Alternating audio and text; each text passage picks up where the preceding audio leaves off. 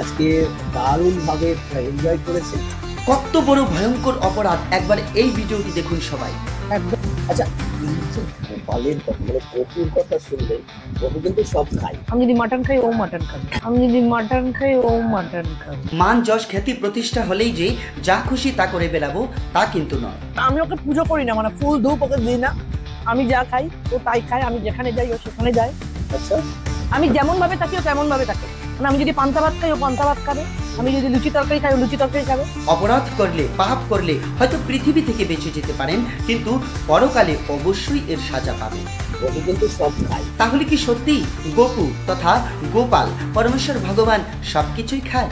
না, ভগবান সবকিছু খায় না।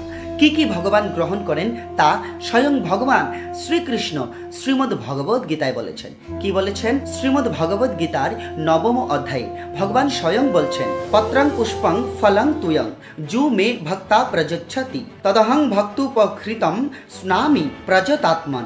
যিনি আমার প্রতি ভক্তিপূর্বক পত্র পুষ্প ফল ও জল দেয়, আমি তাহার সেই সব ভক্তি প্রদত্ত উপহার গ্রহণ করিয়া থাকি। এখানে ভগবান পত্র পুষ্প জলের কথা বলেছেন, মানে তুলসী পত্র। বিনা তুলসীতে ভগবান কোনো কিছুই গ্রহণ করেন না।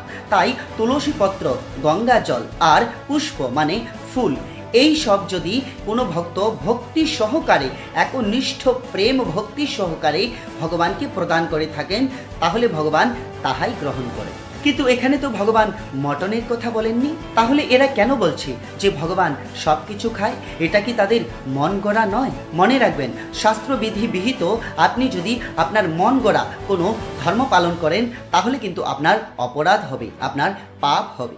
ভগবান আরো বলেছেন শ্রীমদ্ ভগবত গীতার 16 অধ্যায় শ্লোক নম্বর 23, য শাস্ত্রবিধি মুৎ সৃজ বর্ততে কামকারত ন স সিদ্ধি মবাপ্নোতি ন সুখং ন পরাং গতিম।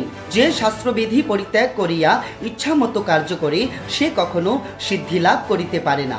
ইহলোকে সুখ আর পরলোকে তাহার কিছুই লাভ হয় না। দেখলেন তো, পরমেশ্বর ভগবান স্বয়ং বলেছেন, যদি কেউ শাস্ত্রবিধি না মেনে নিজের মন গড়া কোনো ধর্ম পালন করতে চায়, তাহলে তার কোনো লাভই হবে না।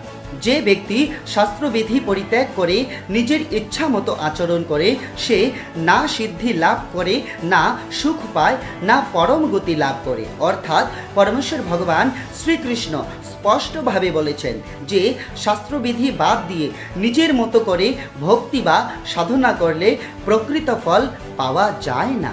এখন আপনারাই বলুন, এরা যে করছে এটা কি ভক্তি নাকি পাপ? এটা কি উচিত নাকি অনুচিত? পরমেশ্বর ভগবান প্রত্যেকের মধ্যেই সৎ বুদ্ধি প্রদান করুন, প্রত্যেকের সর্বাঙ্গীন মঙ্গল করুন।